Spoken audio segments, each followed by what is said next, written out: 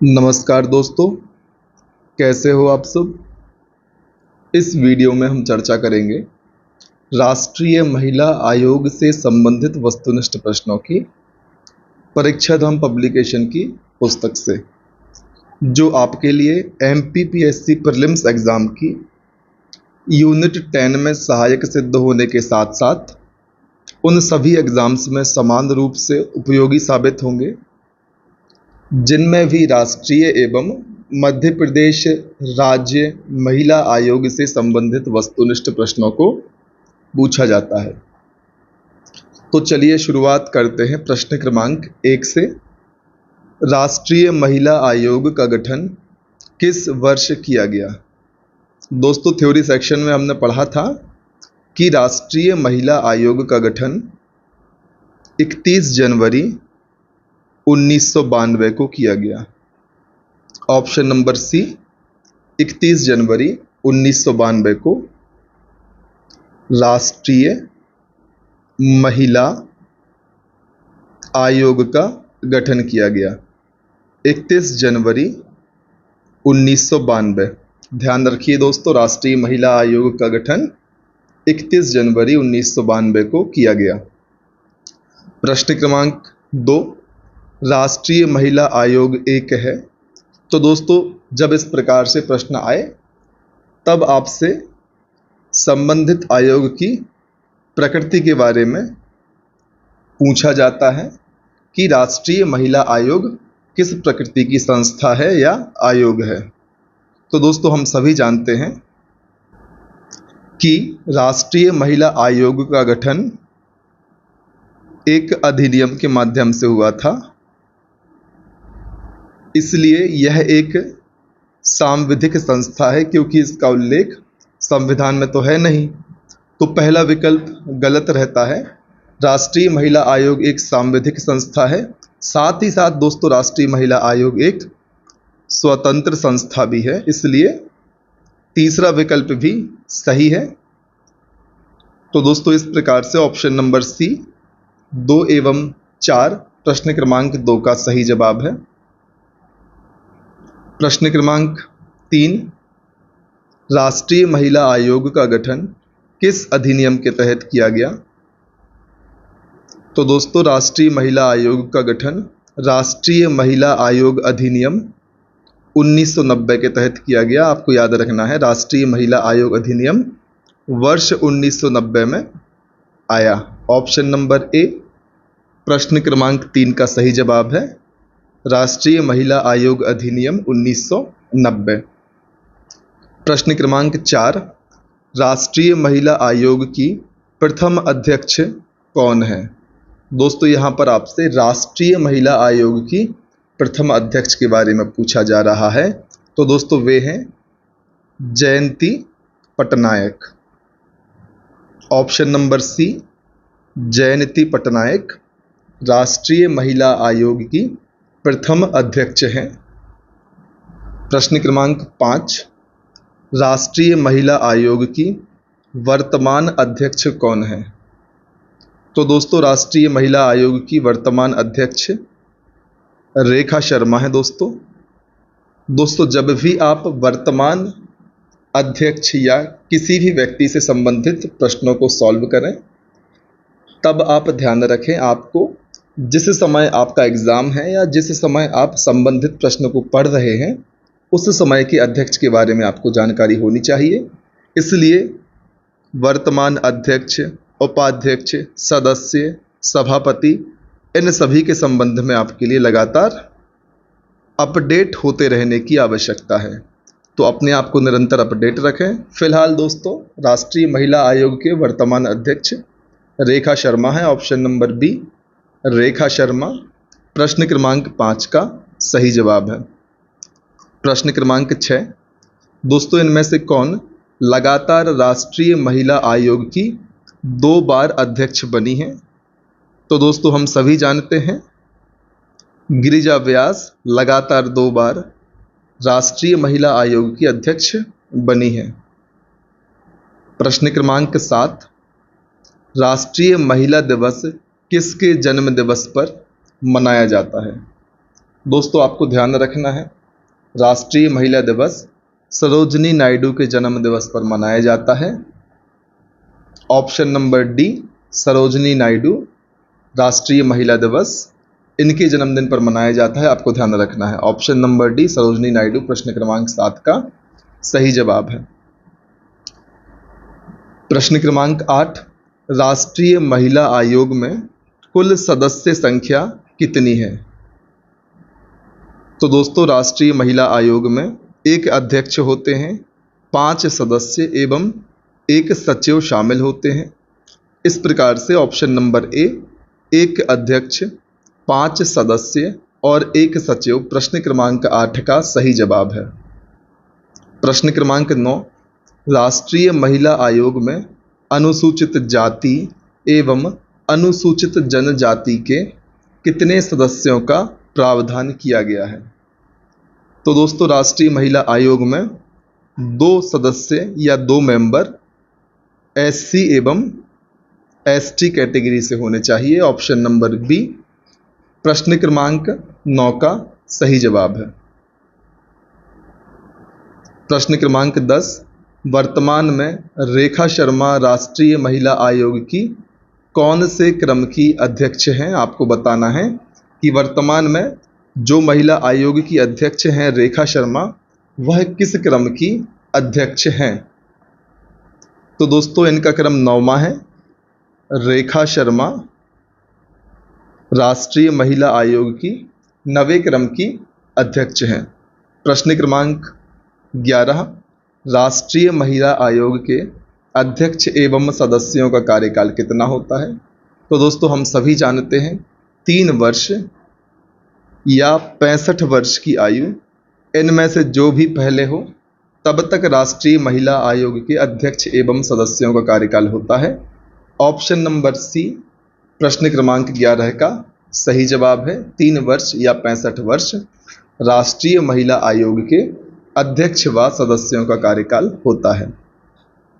प्रश्न क्रमांक 12, राष्ट्रीय महिला आयोग के अध्यक्ष एवं सदस्यों की नियुक्ति किसके द्वारा की जाती है? तो दोस्तों हम सभी जानते हैं इनकी नियुक्ति सेंट्रल गवर्नमेंट या केंद्र सरकार के द्वारा की जाती है। ऑप्शन नंबर सी, केंद्र सरकार प्रश्न क्रमांक 12 का सही जवाब है।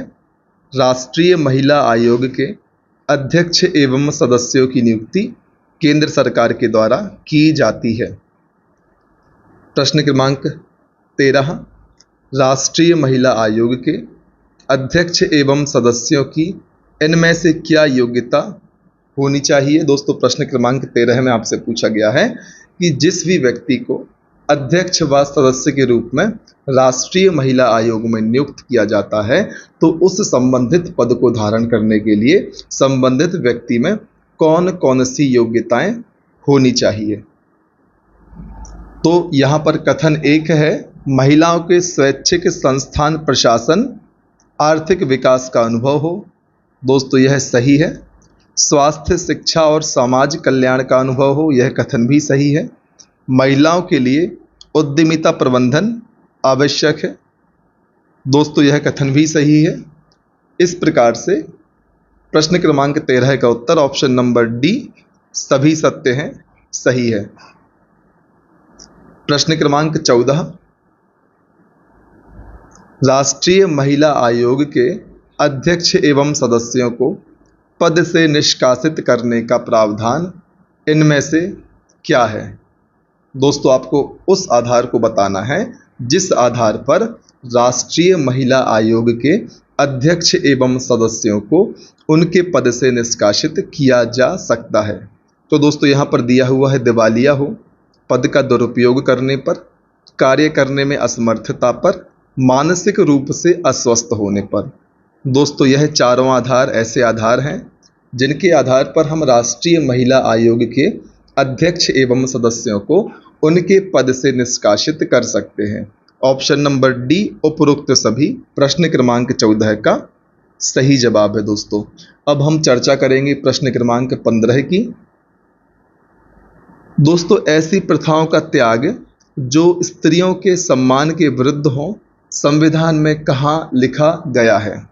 ऐसी प्रथाओं का त्याग जो स्त्री सम्मान के विरुद्ध हो।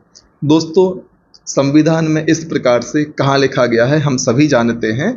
ऐसी बात हमारी फंडामेंटल ड्यूटीज़ में लिखी हुई हैं, मौलिक कर्तव्यों में लिखी हुई हैं, जिनका उल्लेख भारतीय संविधान के अनुच्छेद 51 का में किया गया है। दोस्तों, ऑप्शन नंबर सी मौलिक कर्तव्य में लिखा गया है कि ऐसी प्रथाओं का त्याग होना चाहिए जो स्त्री सम्मान के विरुद्ध हों।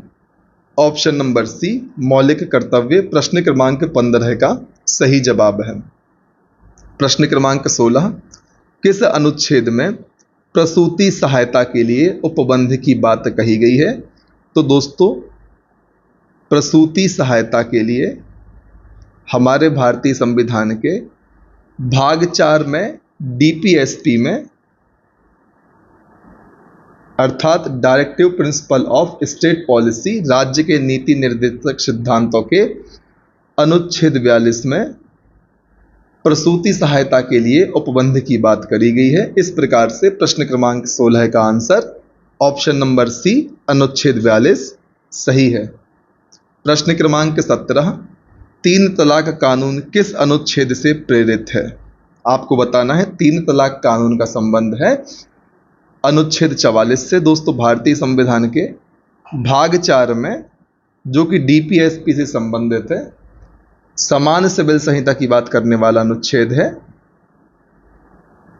अनुच्छेद 44। 3 तलाक कानून अनुच्छेद 44 के संबंध में ही यहां पर बताया जा रहा है। ऑप्शन नंबर बी प्रश्न क्रमांक 17 का सही जवाब है। दोस्तों, प्रश्न क्रमांक 18 की यदि हम बात करें तो इसमें पूछा गया है संविधान में किन चुनावों में महिलाओं को 1/3 आरक्षण प्रदान किया गया है? दोस्तों, 1/3 मतलब 33.33% सीटों पर महिलाओं को आरक्षण प्रदान किया गया है। तो दोस्तों, पंचायती चुनावों में महिलाओं को 33% आरक्षण का प्रावधान किया गया है। दोस्तों, आपको एक बात और ध्यान रखनी है कि मध्य प्रदेश में महिलाओं के लिए पंचायत में 50% स्थान आरक्षित किए गए हैं और मध्य प्रदेश देश में पंचायती चुनावों में महिलाओं को 50% आरक्षण प्रदान करने में दूसरा राज्य था। दोस्तों, पहला राज्य था बिहार, जिसने महिलाओं को स्थानीय निकायों या पंचायती चुनावों में 50% आरक्षण देने की बात कही थी। प्रश्न क्रमांक 19 की यदि हम बात करें तो दोस्तों, दहेज प्रथा उन्मूलन अधिनियम कब लाया गया? आपको बताना है दहेज प्रथा उन्मूलन अधिनियम कब लाया गया। दोस्तों, हम सभी जानते हैं वर्ष 1961 में देश में दहेज प्रथा उन्मूलन अधिनियम लाया गया। ऑप्शन नंबर बी 1961 प्रश्न क्रमांक 19 का सही जवाब है। इसके बाद अब हम चर्चा करेंगे प्रश्न क्रमांक 20 की। दोस्तों, राष्ट्रीय महिला कोष की स्थापना किस वर्ष की गई थी? हम सभी जानते हैं राष्ट्रीय महिला कोष की स्थापना वर्ष 1990 में की गई थी। ऑप्शन नंबर ए वर्ष 1990 प्रश्न क्रमांक 20 का सही जवाब है। दोस्तों, आप ध्यान रखिए राष्ट्रीय महिला कोष 1990 में स्थापित किया गया था। प्रश्न क्रमांक 21, मध्य प्रदेश राज्य महिला आयोग का गठन किस वर्ष किया गया था? तो दोस्तों, 23 मार्च 1998 में मध्य प्रदेश राज्य महिला आयोग का गठन किया गया। 23 मार्च 1998 ऑप्शन नंबर सी 23 मार्च 1998 मध्य प्रदेश राज्य महिला आयोग का गठन प्रश्न क्रमांक 21 का सही जवाब है। प्रश्न क्रमांक 22, राष्ट्रीय महिला आयोग प्रतिवर्ष अपनी रिपोर्ट किसे सौंपता है? दोस्तों, हम सभी जानते हैं राष्ट्रीय महिला आयोग द्वारा प्रतिवर्ष अपनी रिपोर्ट केंद्र सरकार या सेंट्रल गवर्नमेंट को सौंपी जाती है। ऑप्शन नंबर सी प्रश्न क्रमांक 22 का सही जवाब है, केंद्र सरकार। प्रश्न क्रमांक 23, राष्ट्रीय महिला आयोग की कितनी शाखाएं हैं? आपको बताना है राष्ट्रीय महिला आयोग में कुल कितनी शाखाएं हैं। दोस्तों, हम सभी जानते हैं इस आयोग में कुल 5 शाखाएं हैं। ऑप्शन नंबर ए 5 शाखाएं प्रश्न क्रमांक 23 का सही जवाब है। प्रश्न क्रमांक 24, निम्नलिखित में से कौन सी राष्ट्रीय महिला आयोग की शाखा नहीं है। तो दोस्तों यहाँ पर पहला ही ऑप्शन दक्षिण भारत की शाखा, इसका संबंध राष्ट्रीय महिला आयोग से नहीं है। ऑप्शन नंबर ए प्रश्न क्रमांक 24 का सही जवाब है। अब हम चर्चा कर लेते हैं पांचों शाखाओं की, जिनमें शामिल है उत्तर भारत की शाखा, वैधानिक शाखा, लोक संबद्ध शाखा, शिकायत निवारण शाखा, अनिवासी भारतीय शाखा। दोस्तों आपको इन पांचों शाखाओं के नाम ध्यान रखने हैं जिनका संबंध राष्ट्रीय महिला आयोग से है। और प्रश्न क्रमांक 24 में ऑप्शन नंबर ए दक्षिण भारत शाखा, ऐसी किसी भी शाखा का संबंध राष्ट्रीय महिला आयोग से नहीं है। यह बात भी आपको समान रूप से ध्यान रखनी है ताकि किसी भी प्रश्न पर आप एग्जाम में गलत करने से या गलत उत्तर टिक करने से बचें। प्रश्न क्रमांक 25 की यदि हम बात करें तो दोस्तों निम्नलिखित में से कौन राष्ट्रीय महिला आयोग का अध्यक्ष नहीं रही है? आपको बतानी है इनमें से कौन सी महिला वे हैं जो राष्ट्रीय महिला आयोग की अध्यक्ष नहीं रही हैं। तो दोस्तों जयंती पटनायक, विभा पार्थसारथी, पूर्णिमा आडवाणी, यह तीनों व्यक्ति राष्ट्रीय महिला आयोग के पद को या राष्ट्रीय महिला आयोग में अध्यक्ष के पद को सुशोभित कर चुके हैं। Option number D Shobha Ojha, यह कभी भी ध्यान रखिए दोस्तों राष्ट्रीय महिला आयोग में अध्यक्ष के पद पर नहीं रही हैं। इसी क्रम में अब हम चर्चा करते हैं प्रश्न क्रमांक 26 की। शी इज चेंज मेकर कार्यक्रम राष्ट्रीय महिला आयोग ने कब और कहां से प्रारंभ किया? सी इज चेंज मेकर कार्यक्रम। दोस्तों प्रश्न से ही आपके लिए एक प्रश्न बन सकता है कि शी इज चेंज मेकर कार्यक्रम किसने शुरू किया, तब आपको आंसर करना है राष्ट्रीय महिला आयोग। प्रश्न में पूछा गया है यह कार्यक्रम महिला आयोग ने कब और कहां से प्रारंभ किया। तो दोस्तों यह कार्यक्रम महिला आयोग ने 7 दिसंबर 2021 को ठाणे महाराष्ट्र से प्रारंभ किया। ऑप्शन नंबर बी प्रश्न क्रमांक 26 का सही जवाब है।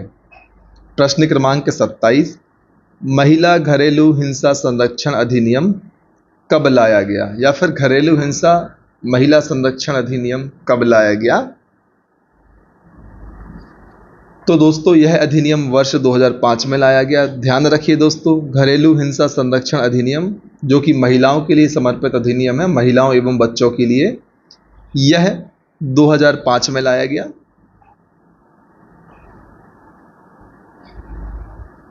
प्रश्न क्रमांक 28 हाल ही में दिया गया नायिका सम्मान से सम्मानित पूर्व राज्य महिला आयोग की अध्यक्ष इनमें से कौन है? दोस्तों हम सभी जानते हैं श्रीमती लता बानखेड़े जी को नायिका सम्मान से सम्मानित किया गया।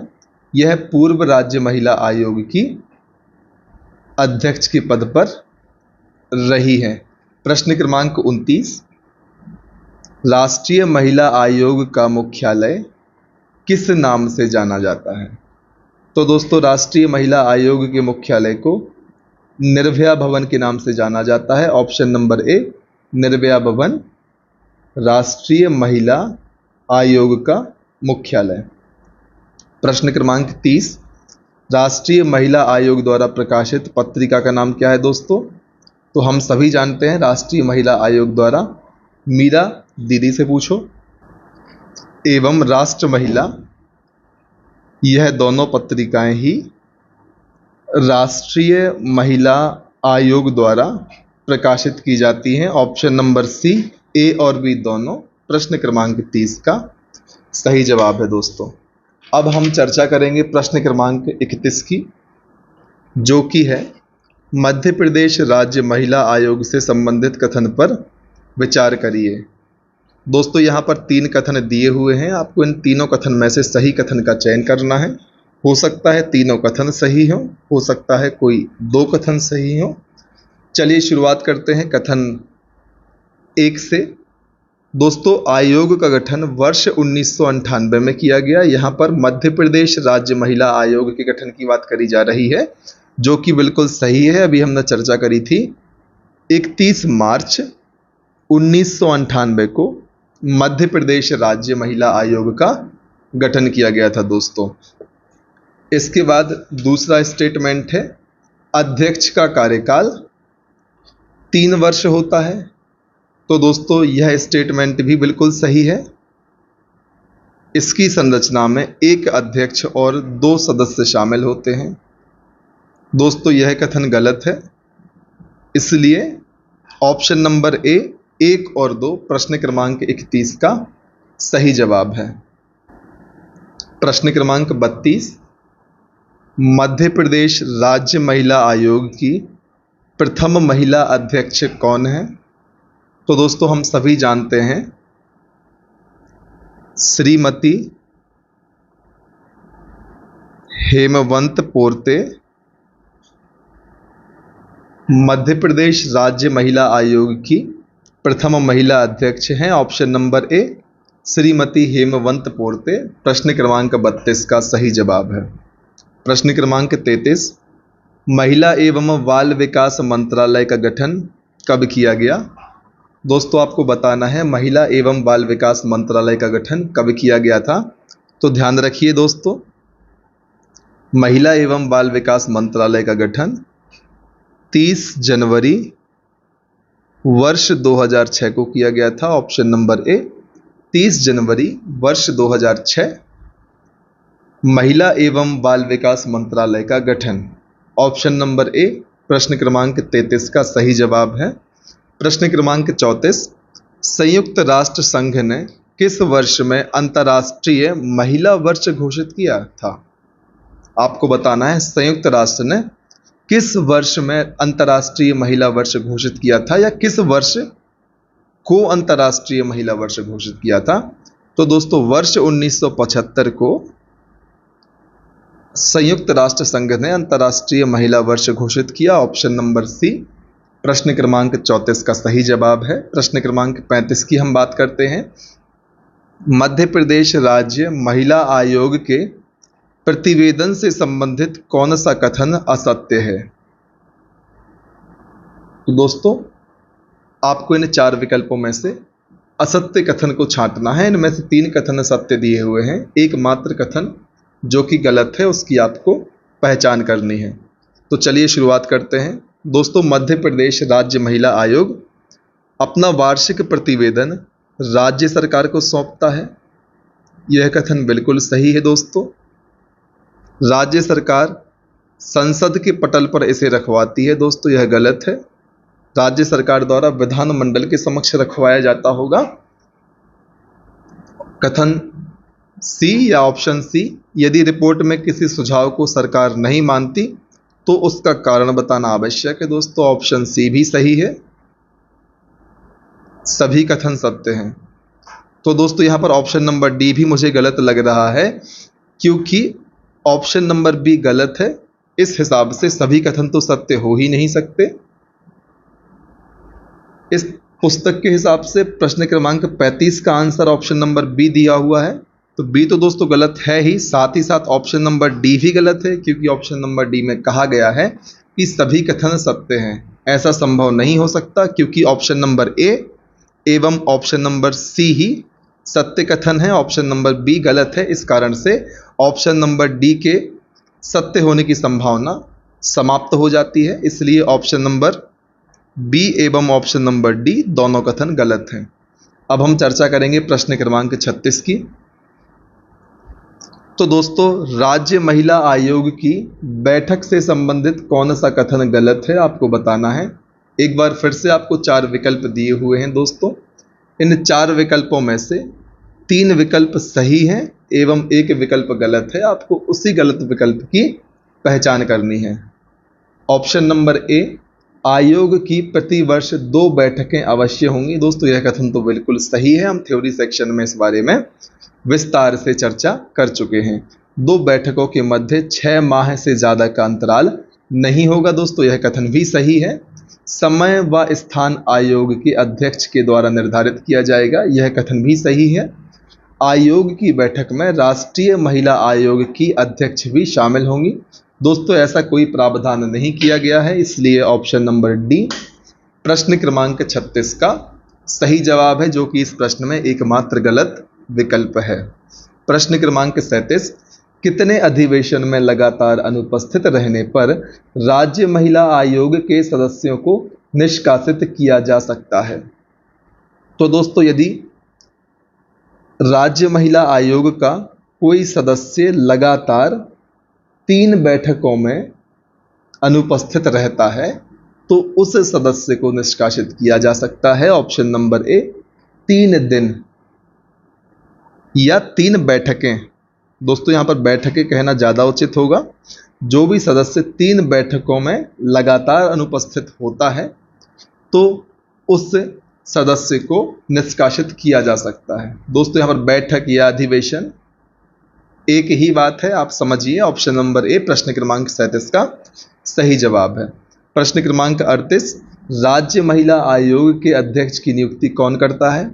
तो दोस्तों हम सभी जानते हैं राज्य महिला आयोग के अध्यक्ष की नियुक्ति राज्य सरकार के द्वारा की जाती है। केंद्र सरकार पर केंद्रीय स्तर पर अध्यक्ष की नियुक्ति केंद्र सरकार के द्वारा की जाती है।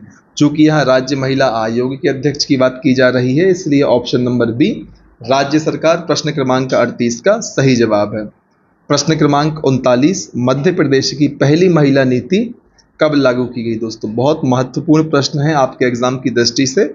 मध्य प्रदेश की पहली महिला नीति कब लागू की गई? तो दोस्तों हम सभी जानते हैं वर्ष 1997 में मध्य प्रदेश की पहली महिला नीति लागू की गई थी। ऑप्शन नंबर सी 1997 प्रश्न क्रमांक 39 का सही जवाब है। मध्य प्रदेश राज्य महिला आयोग भोपाल में किस भवन में स्थापित है? आपको बताना है भोपाल में किस भवन में मध्य प्रदेश राज्य महिला आयोग का मुख्यालय बनाया गया है। तो दोस्तों हम सभी जानते हैं राजीव भवन में, जो कि भोपाल में स्थित है, मध्य प्रदेश राज्य महिला आयोग का मुख्यालय बनाया गया है। ऑप्शन नंबर डी प्रश्न क्रमांक 40 का सही जवाब है। तो इस वीडियो में हमने चर्चा करी राष्ट्रीय एवं राज्य स्तरीय महिला आयोग से संबंधित समस्त वस्तुनिष्ठ प्रश्नों की। दोस्तों यदि आपको हमारे द्वारा बनाए जाने वाले वीडियोस आपके एग्जाम की तैयारी में आपकी किसी भी प्रकार की सहायता करते हैं तो आप अधिक से अधिक संख्या में हमारे वीडियोस को लाइक करें। ऐसे विद्यार्थियों तक शेयर जरूर करें जिनको हमारे वीडियोस से आपकी ही तरह लाभ हो सकता है, ताकि अन्य विद्यार्थी भी हमारी इस सुविधा का लाभ ले पाएं। दोस्तों आप हमारे चैनल को सब्सक्राइब कर सकते हैं, साथ ही साथ बेल आइकन भी प्रेस करें, ताकि आने वाले समय में जितने भी नोटिफिकेशन वीडियोस हमारे द्वारा अपने इस चैनल पर अपलोड किए जाते हैं उनके नोटिफिकेशन आपको तुरंत प्राप्त हो जाएं। दोस्तों डिस्क्रिप्शन बॉक्स में हमने अपने टेलीग्राम चैनल की लिंक भी आपको प्रोवाइड की हुई है। आप टेलीग्राम चैनल से जुड़कर हमारी इस सुविधा का लाभ ले सकते हैं। साथ ही साथ यदि आप इस पुस्तक को भी परचेज करना चाहते हैं तो इसकी लिंक की भी हमने डिस्क्रिप्शन बॉक्स में अटैच कर दी है। आप उस लिंक के माध्यम से इस पुस्तक को भी परचेज कर सकते हैं। तो दोस्तों बने रहें हमारे साथ, लगातार मेहनत करें और तब तक ना रुकें दोस्तों जब तक कि आपको आपकी मंजिल प्राप्त नहीं हो जाती। याद रखिए सफलता का मेहनत के अलावा कोई दूसरा अल्टरनेटिव नहीं है। लगे रहिए, स्मार्ट वर्क करिए, साथ ही साथ हार्ड वर्क भी करिए। दोनों के सामंजस्य से ही आपको आपकी मंजिल प्राप्त होगी। बने रहें हमारे साथ, लगातार आगे बढ़ते रहें। जय हिंद।